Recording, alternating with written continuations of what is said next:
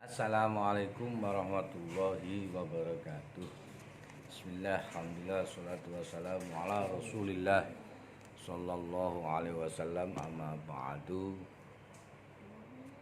Selamat jumpa kembali anak-anakku kelas 12 IPA 1 sampai IPA 3. Baiklah, pada hari ini kita akan membahas tentang kewajiban manusia di dalam berdakwah.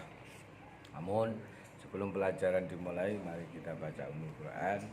Semoga di dalam pelajaran kita nanti selalu diridhai Allah Subhanahu wa taala. Al-Fatihah. A'udzubillahi minasyaitonir rajim. Alhamdulillahirrahmanirrahim. Iyyaka na'budu wa iyyaka nasta'in. Ihdinas siratal mustaqim, siratal ladzina an'amta 'alaihim ghairil maghdubi 'alaihim waladdallin. Oke. Selanjutnya mari kita buka mata pelajaran kewajiban berdakwah sebagai seorang muslim, ya, sebagai kewajiban. Anak-anakku yang dirahmati oleh Allah, dakwah, atau mengajak terhadap seorang itu memang gampang-gampang sulit. Artinya kalau dibersamai dengan hidayah Allah maka akan mudah sekali. Tapi kalau tidak dibersamai dengan hidayah Allah maka akan sulit. Maka sebenarnya masing-masing orang punya metode atau cara sendiri-sendiri untuk menyadarkan orang. Belum tentu Bapak Guru ini juga mampu menyadarkan semua orang. Bisa-bisa jadi orang ditunjukkan kepada kebaikan oleh temannya bisa menjadi baik. Jadi kita nggak tahu siapa yang lebih baik sebenarnya, kalau mau jujur ya Bapak atau kalian. Tapi yang jelas di dalam dakwah itu mengajak pada seseorang untuk berbuat baik, beriman kepada Allah, itu adalah menjadi kewajiban bagi setiap muslim dan muslimat.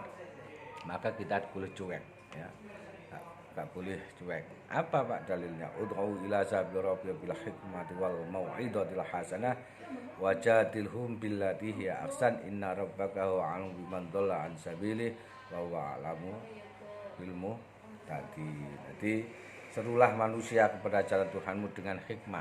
Hikmah itu apa? Dengan contoh, ya, dengan contoh yang baik, dengan ya. Makanya ada tiga jenis cara-cara mengajak orang. Coba menurut Bapak atau menurut saya adalah dengan hikmah itu yang paling tidak menyakitkan.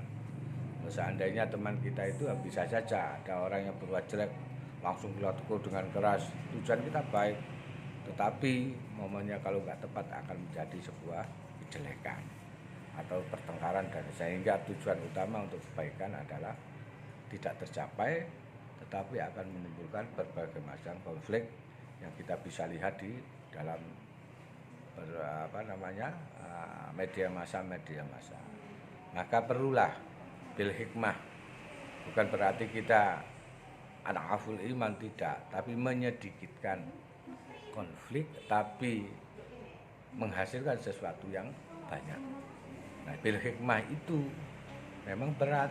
Artinya apa? Kita memberi contoh. Kalau kita ingin menyuruh orang sedekah, ya kita sendiri harus senang sedekah. Kalau kita menyuruhkan untuk berkata yang baik-baik, kita sendiri perkataan kita harus baik. Dengan begitu orang mencontoh kita. Nah, ini nanti sama juga sebagai nanti akan menjadi orang tua, maka nanti di dalam rumah tangga juga begitu. Kalau anak-anaknya kepingin soleh-solehah, ya orang tuanya yang soleh-solehah dulu. Maka mengajak bukan berarti menyuruhkan sesuatu yang keras dan lain sebagainya, tidak. Dengan contoh perbuatan kita baik akan ditiru orang, diniati ibadah, insya Allah itu adalah berbuat baik. Intinya di situ, di materi yang segitu banyak kumpulannya di situ, ya. Jadi haruslah kita arif dan bijaksana di dalam mengajak teman-teman kita atau saudara-saudara kita atau orang tua kepada hal-hal yang baik. Jangan sampai menyakiti. Cari kelemahannya di mana, siapa yang mampu menyadarkan dia, maka minta bantuanlah pada yang bisa menyadarkan dia atau mengajak dia. Jadi manusia itu punya kelemahannya sendiri-sendiri. Tidak bisa poin dia itu sok mampu atau mampu mengajak orang pasti kepada kebaikan. Oh, belum tentu, karena hubungannya dengan hidayah Allah Subhanahu wa taala. Inilah sekelumit mengenai kewajiban berdakwah. Tapi yang jelas akhlakmu sampai perbaiki itu akan menunjukkan sampai itu sudah berdakwah kepada orang lain. Oh, anak-anak mana akhlaknya bagus-bagus. Kalau sama orang tua, bosok, ada hormat, ada untuk orang tua salam dan hormat dan sebagainya. Yang pada akhirnya itu menjadi contoh bagi masyarakat sehingga secara tidak terasa kalian memberikan melaksanakan dakwah bil hikmah. Akhirnya sampai tidak terasa akan mendapat pahala dari Allah Subhanahu wa taala. Itulah yang paling indah, mengajak kepada seseorang tanpa menyakiti tapi memberikan contoh yang baik. Demikianlah anak-anak untuk pelajaran pada pagi hari ini. Semoga dapat kamu pahami dengan baik dan semoga pula kita selalu dalam lindungan Allah Subhanahu wa taala. Untuk tugasnya silahkan rangkum ya materi itu, kemudian upload di e-learning seperti biasa. Kerjakan dengan baik, jangan sampai ada yang namanya remedi lagi gitu ya.